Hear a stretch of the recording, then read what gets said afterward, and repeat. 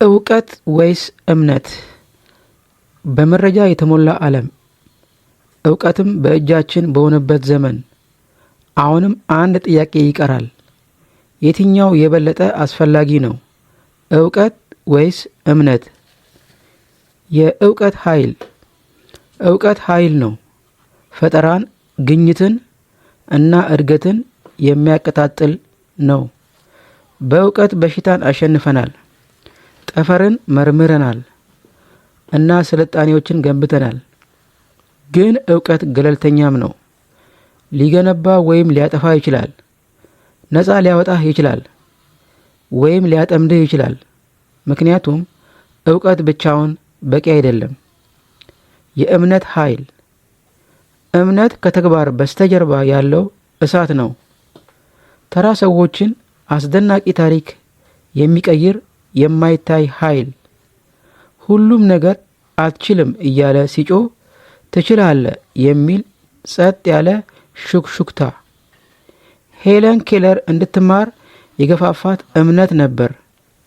ቶማስ ኤዲሰን ከ1000 ጊዜ በላይ እንዲሞክር ያደረገው እምነት ነበር። እንደ ክሪስ ጋርድነር ያለ ምስኪን ሰው ወደ ዎል ስትሪት ስኬት የመጣው በእምነት ነው። እውቀት እንዴት እንደሆነ ይነግሮታል። ነገር ግን እምነት እርስዎ እንዲሞክሩ የሚያደርጋችሁ ነው። ደጋግሞ ደጋግሞ። እውቀት ሲወድቅ ምን ማድረግ እንዳለቦት ያውቃሉ፣ ግን አሁንም አላደረጉም። መጽሐፍትን አንብበዋል፣ ቪዲዮዎችን አይተዋል፣ አማካሪዎችን አድምጠዋል፣ ግን ካሉበት ተጣብቀው ቆይተዋል። ያ የእውቀት ማነስ አይደለም፣ ያ እምነት ማጣት ነው።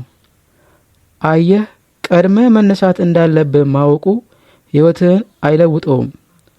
እንደምትችል ማመን እና ማድረግ እንዳለብህ ማመን።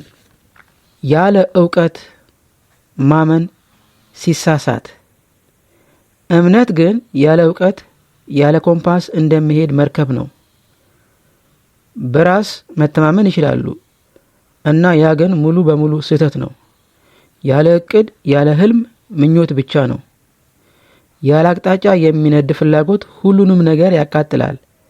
ስለዚህ ማመን ብቻውን በቂ አይደለም። ትክክለኛው መልስ። እውነታው እውቀትና እምነት ጠላቶች አይደሉም፣ አጋሮች ናቸው። አንዱ መንገዱን ያሳያል፣ ሌላው ለመራመድ ድፍረትን ይሰጥዎታል። በራስህ ስታምን እና በእውቀት ስትደግፈው የማትቆም ትሆናለህ።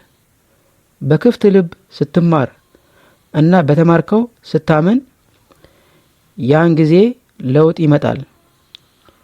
ይህን የሚያረጋግጡ ታሪኮች። ዲኬ ሮውሊንግ ውድቅ ቢደረግባትም በታሪኳ ታምናለች። እሷም ስነ ጽሑፍ አጠናች፣ የእጅ ስራዋን አሟላች። ኤሎን መስክ ወደ ማርስ መሄድ እንደሚችል ያምን ነበር፣ ነገር ግን በምህንድስና ጥልቅ ቴክኒካል እውቀትን አግኝቷል። ማላላ ሕይወቷን ሊያጠፋ የሚችልበት ጊዜ እንኳን በትምህርት ታምናለች እና ዛሬ እውቀትን ለዓለም ታካፍላለች። እውቀት መንገዱን ያበራል። እምነት በጨለማ ውስጥም ቢሆን ለመራመድ ጥንካሬ ይሰጣል። ይህንን በሕይወታችን እንዴት እንተግብረው? አእምሮውን ይመግቡ። በየቀኑ አዲስ ነገር ይማሩ። እምነትዎን ይመግቡ። ዋጋህን፣ ኃይልህን፣ ዓላማህን፣ ራስህን አስታውስ። ወደ ድርጊት ግባ፣ በምትፈራበት ጊዜም እንኳን፣ በተለይ ስትጠራጠር። ምክንያቱም ያለ ተግባር ማመን ባዶ ነው። እውቀትም ያለ እምነት ይባክናል። የመጨረሻው መልእክት። ስለዚህ በጣም አስፈላጊ የሆነው የትኛው ነው?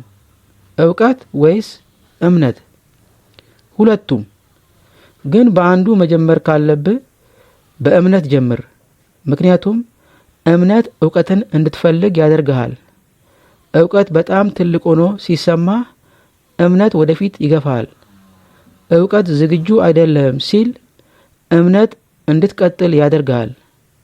እናም በመጨረሻም በራሳችን ላይ ያለንን እምነት በጉዟችን ውስጥ በጣም ጠንካራ ኃይል ይሆናል።